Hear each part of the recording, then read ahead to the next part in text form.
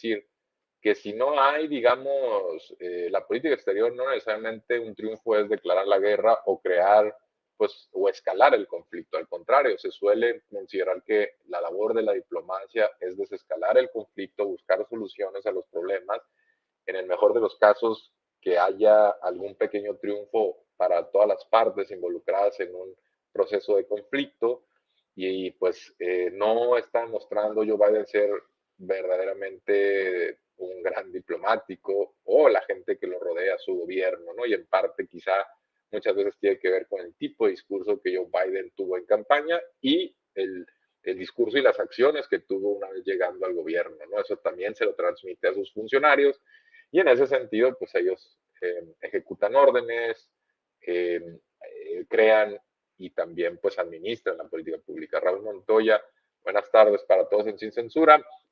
Vean, por ejemplo, en el caso de China, el 20 de enero toma protesta Joe Biden y hay poco distanciamiento con respecto a lo que veníamos escuchando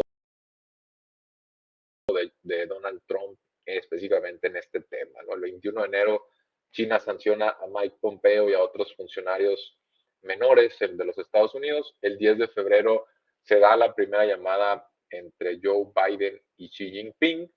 El 12 de marzo, el regulador de telecomunicaciones en los Estados Unidos veta a 5 compañías chinas, incluyendo a Huawei, y el 17 de marzo Estados Unidos sanciona a funcionarios de Hong Kong, donde ya sabemos que ha habido pues manifestaciones en los últimos años y pues China todavía tiene ahí mucho que decir o el control y en ese sentido pues ha contestado a estas manifestaciones pues con cierta represión, ¿no? El 16 de abril Estados Unidos y Japón acordaron un frente común o un frente contra China y después en los siguientes días pues hubo restricciones adicionales de parte de Estados Unidos a las inversiones americanas en China, ¿no? En los últimos días o en los últimos meses pues hemos visto más vetos a compañías chinas y hemos visto pues un discurso que escala, ¿no? Un discurso francamente abierto en contra de China y lo que representa. Y quizá el único punto donde Joe Biden ha tendido algunos puentes con China y ha logrado quizá algún acuerdo es en materia de cambio climático, de inversión en renovables específicamente. Y la otra es que no ha escalado en el tema de tarifas como si lo hizo, o la amenaza de, como si lo hizo Donald Trump, ¿no? Entonces, con China tampoco podríamos decir que ha tenido una relación tersa, que ha tenido grandes logros. Y otro punto que analizábamos en las láminas anteriores es la diplomacia de las vacunas, ¿no? Como se le ha ido llamando pues a este acto que típicamente se da también en otras enfermedades, que es la ayuda humanitaria de los países desarrollados a los no desarrollados, porque sabemos que las vacunas pues generalmente cotizan en el mercado internacional en precios, pues da igual la moneda, puede ser dólares, puede ser euros, pero lo importante es que generalmente se da en precios unificados y eso hace que pues, los desarrollados absorban toda la escasa oferta, disparan el precio hacia arriba además y eso hace que los países no desarrollados pues tengan problemas para abastecer sus necesidades, ¿no? Entonces, en la siguiente gráfica vamos a ver las vacunas donadas, donde Estados Unidos sí va a la cabeza con respecto, por ejemplo, a China, a la Unión Europea y a Rusia, ¿no? Que son otras quizá potencias que podrían estar en capacidad de donar, no solamente por el ingreso promedio de sus habitantes, sino también porque tienen industria farmacéutica, ¿no?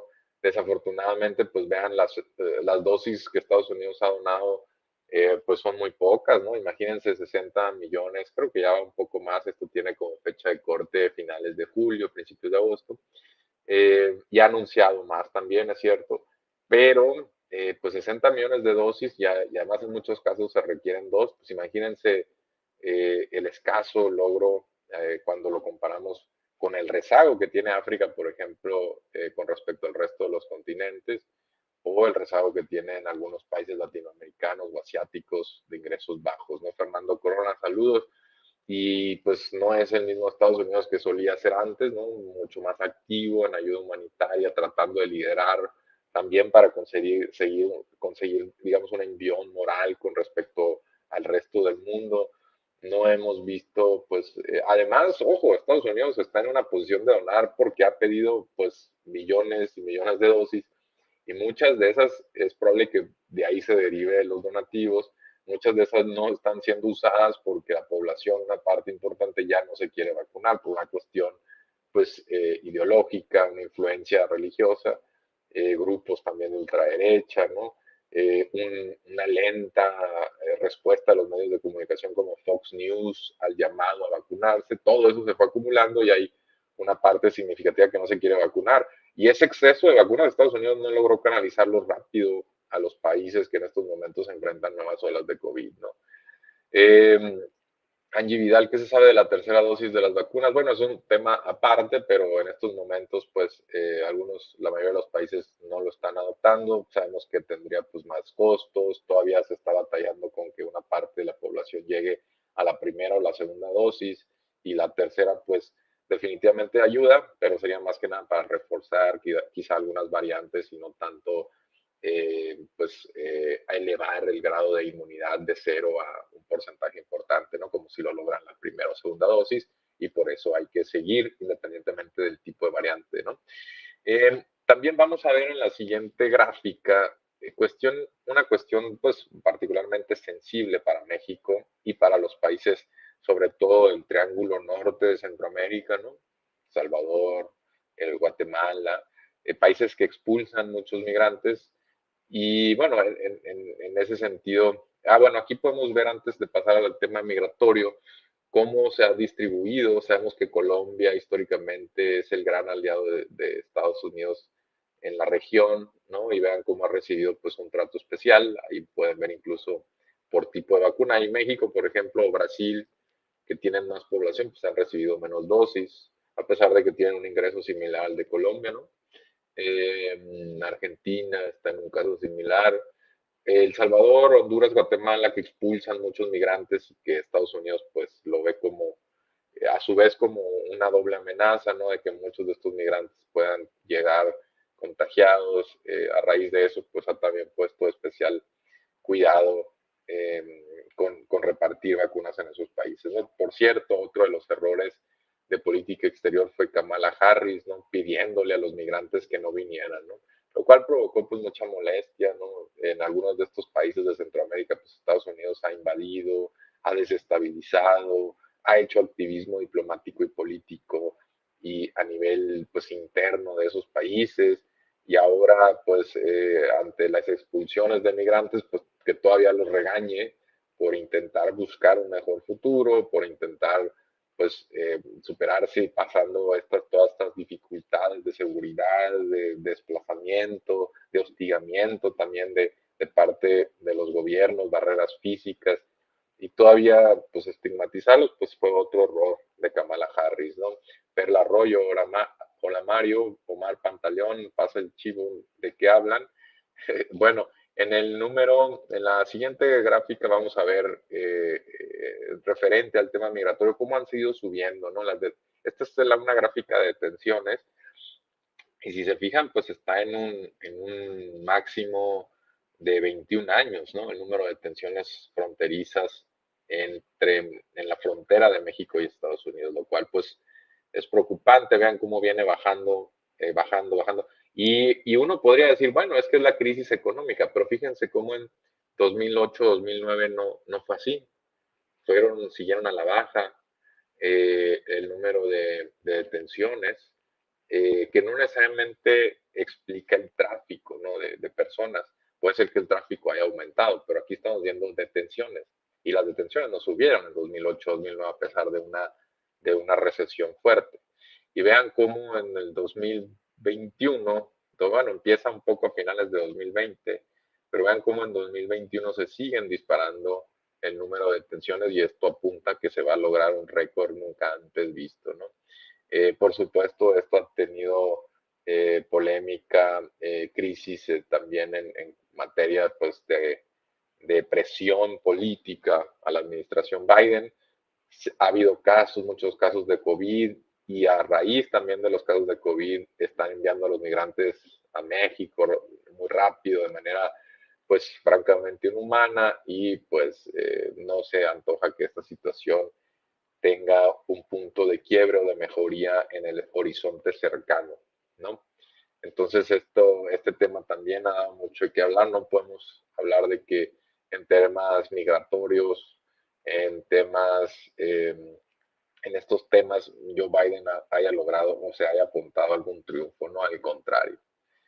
Eso en cuanto a la migración. Pero bueno, si se fijan, entonces hemos analizado algunos de los hierros en política exterior de Joe Biden que explicarían pues la caída en su popularidad de al menos 5 puntos, quizás 6 desde que empezó. Estamos hablando del promedio de las encuestas, no de una en particular. Y por primera vez ya baja de 50%, incluso en varias encuestas ya baja de 50%, en el promedio bajó de 50%, y pues la tendencia es preocupante para aquellos que temen el regreso de Donald Trump a la presidencia. Eh, no, lo peor de todo es que esto no incorpora el efecto de Afganistán, lo cual indica que seguirá bajando esa aprobación de Joe Biden.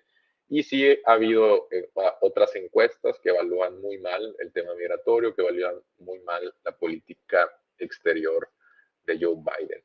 Y vamos a ver un contraste marcado, que es la política exterior de México. Sabemos que México, saludos desde Acuña, Coahuila, dice Miguel Ángel León, ya compartiendo. Eh, Sabemos que México pues no ha tenido particularmente una política exterior, al menos en el discurso que intente ser protagonista o muy activa o que busque mucho menos el conflicto internacional. Al contrario, ¿no? Ha intentado guardando el debido respeto sin meterse mucho a asuntos internos, al menos, insisto, en el discurso, pues ha logrado destrabar algunas cosillas, ¿no? En México fue un actor importante para, por ejemplo, en el caso de Bolivia, y vamos a ver la siguiente imagen de la llegada de Evo Morales, aquella famosa llegada de Evo a México, donde llega pues con García Linera, vicepresidente, en esta foto a la derecha o a su izquierda, a la izquierda de Morales, y ahí veíamos al canciller Marcelo Ebrard, que por supuesto fue un actor importante en lograr la llegada de este presidente que estaba siendo víctima de un golpe de Estado por parte de la derecha conservadora, muy conservadora de Bolivia, y que pues eventualmente llevaría a unas elecciones y a que se diera una transición pacífica. Esto fue muy importante, ¿no? Porque independientemente de quién ganara la elección o no, pues existía la posibilidad de que siguiera el conflicto armado, ¿no? O que los resultados fueran rechazados, ¿no? Había muchas posibilidades y la verdad es que todo funcionó bastante bien, de forma tersa, incluso ya se dio una visita del presidente boliviano Arce a México, donde habló bien de López Obrador, y Bolivia, México, Argentina, son países que intentan agruparse pues un poco, ¿no? Ya también se dio una visita del presidente de Argentina a México, ambos estuvieron en la mañanera, el de Bolivia y el de Argentina, y en ese sentido México pues, ha logrado alianzas importantes a nivel regional que podrían seguir creciendo en los siguientes meses o años, dependiendo del resultado electoral en Chile, en Colombia y en Brasil, que tendrán elecciones, ¿no? Además de que ya veremos qué pasa en Perú con el nuevo presidente eh, Castillo y veremos si también se une a esta nueva alianza en construcción de algunos países en América Latina, ¿no?